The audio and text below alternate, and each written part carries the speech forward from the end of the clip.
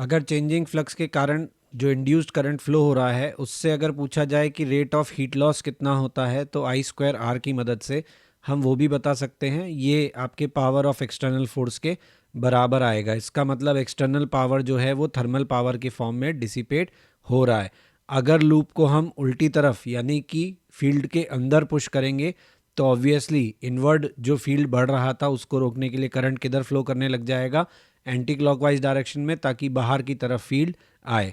अगर हमसे पूछा जाए इंड्यूस चार्ज हम निकाल चुके हैं। Let's talk about motional EMF. Motional EMF का मतलब क्या है कि आपके जो अलग अलग सिचुएशंस हैं जिनमें मोशन के कारण ईएमएफ प्रोड्यूस होता है उनके केस को हम देख रहे हैं।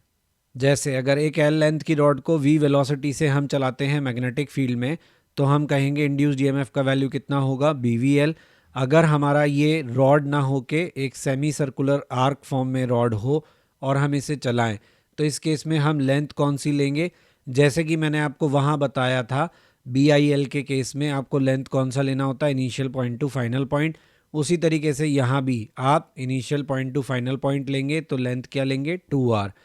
अगर आपकी रॉड की वेलोसिटी इस तरीके से है v और आपका मैग्नेटिक फील्ड जो है वो प्लेन के परपेंडिकुलर आपको इस तरीके से दिया हुआ है और लेंथ के साथ वेलोसिटी v एंगल थीटा बनाते हुए आप ले जा रहे हैं तो इंड्यूस्ड ईएमएफ की वैल्यू BVL से बदल के BVL साइन थीटा हो जाएगी। ध्यान रहे वेलोसिटी v लेंथ के साथ एंगल बना रही है थीटा तो मैग्नेटिक फील्ड की वैल्यू हो जाएगी BVL साइन थीटा।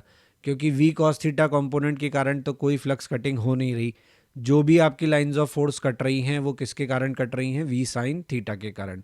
इसी तरीके से अगर हम रॉड के एक एंड को फिक्स रखते हैं और दूसरे एंड को सर्कुलर पाथ में घुमाते हैं तो जो ईएमएफ इंड्यूस्ड होगा उसको हम लिखते हैं half b omega l square. Direct formula है, याद रखें, इसको अप्लाई कर सकते हैं। यहाँ अगर हमारी रॉड की जगह एक डिस्क होती और डिस्क को हम रोटेट करते तो भी इंड्यूस्ड ईएमएफ का फार्मूला यही होता।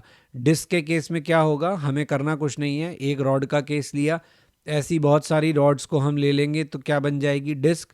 ये सभी रॉड्स जो इंड्यूस्ड ईएमएफ देंगी वो एक दूसरे के पैरेलल होगा तो ये पैरेलल कनेक्शन ऑफ सेल्स बन जाएगा। तो हमें मालूम है कि हम कितने भी सेल्स पैरेलल में लगा दें सबका इंड्यूस्ड ईएमएफ ई ही आएगा। इसलिए half b omega l square आपको डिस्क के केस में भी मिलता है और रॉड के केस में भी मिलता है। यहाँ रॉड के मूवमेंट को हम एक बार फिर से कंसिडर कर रहे हैं। रॉड को हम चला रहे हैं, हमने उसको चलाना स्टार्ट किया है रेस्ट से। t इक्वल टू 0 पे हमारा रॉड रेस्ट में था, हमने फोर्स F लगा के उसको चलाना शुरू किया। जैसे जैसे हम फोर्स लगाते जाएंगे हमारी वेलोसिटी बढ़ती जाएगी। वेलोसिटी के बढ़ने के कारण क्या होगा, हमारा इंड्यूस्ड ईएमएफ बढ़ता जाएगा। इंड्यूस्ड ईएमएफ बढ़ता जाएगा तो हमारा ऑपोजिशन भी बढ़ता जाएगा। एक स्टेज ऐसी आएगी जब हमारा फोर्स बैलेंस्ड हो जाएगा किससे, BIL से, यानी मैग्नेटिक फील्ड का जो फोर्स है उससे। तो यहाँ पे इंड्यूस्ड ईएमएफ का जो कारण करंट है I वो बढ़कर इतना हो गया है कि वो फोर्स हम पर लगा रहा है उतना जितना कि हम एक्सटर्नल फोर्स लगा रहे हैं। इस सिचुएशन में रॉड पर नेट फोर्स 0 हो जाएगा और रॉड जो है वो टर्मिनल वेलोसिटी से चलना शुरू कर देगा। यहाँ आप देख सकते हैं रेस्ट से आपने चलाया, वेलोसिटी बढ़ना शुरू हुआ, फिर वेलोसिटी एक वैल्यू अटेन करने के बाद किस में आ जाएगा, इसी वेलोसिटी से मूव करता रहेगा। क्यों, क्योंकि अब नेट फोर्स क्या हो चुका है, 0 हो चुका है। इस टर्मिनल वेलोसिटी की अगर वैल्यू हमसे पूछी जाए कि हमने फोर्स F लगाना शुरू किया था, कांस्टेंट फोर्स F, तो हमारी टर्मिनल वेलोसिटी की वैल्यू अगर पूछी जाए तो डायरेक्ट हम लिख सकते हैं FR upon b square by l square. अभी तक जो केस हमने देखे उनमें या तो मैग्नेटिक फील्ड चेंज हो रहा था या एरिया चेंज हो रहा था, लाइंस की कटिंग हो रही थी। अब हम केस देखेंगे जिसमें एंगल चेंज होगा। यहाँ पे आप देख सकते हैं इंड्यूस्ड ईएमएफ है बाय चेंजिंग थीटा एंगल। ये हमारा एरिया वेक्टर है लूप का।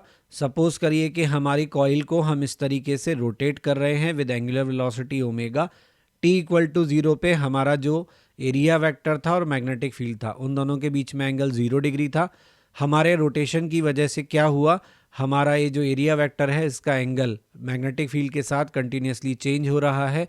तो अगर किसी टाइम t पर हम कहते हैं कि एंगल थीटा बन रहा है तो फ्लक्स इस वक्त क्या लिखा जाएगा, NBA cos थीटा, जहाँ पर कि n नंबर ऑफ टर्न्स हैं हमारी कॉइल में।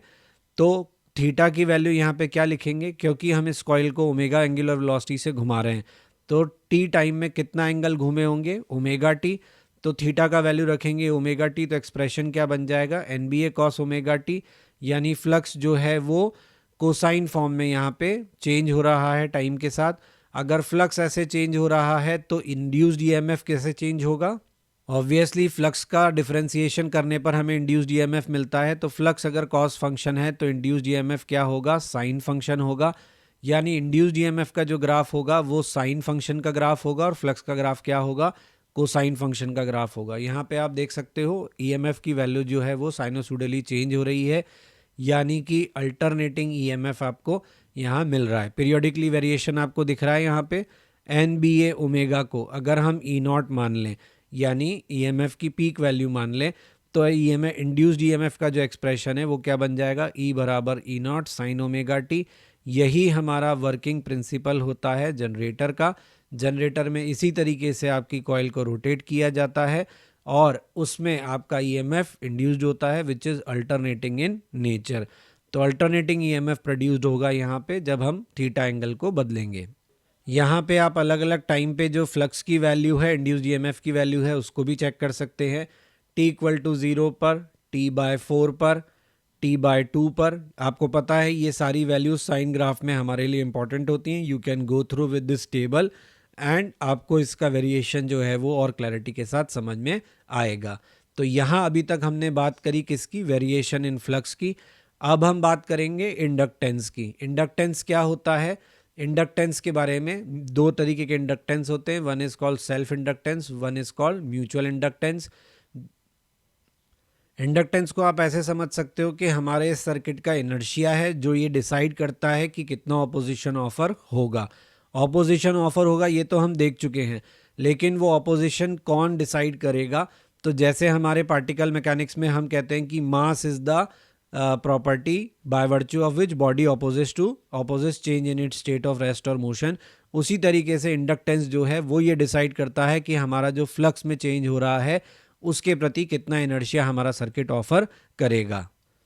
तो सेल्फ इंडक्शन की बात करते हैं। सेल्फ इंडक्शन का मतलब ये है कि खुद में ही होने वाले चेंज को अपोज करना। तो आपकी एक कॉइल है, उसमें से करंट फ्लो कर रहा है, उस करंट को आप वेरी करते हैं, उस करंट को आप वेरी करते हैं तो कॉइल के साथ एसोसिएटेड मैग्नेटिक फील्ड को आप बदलते हैं।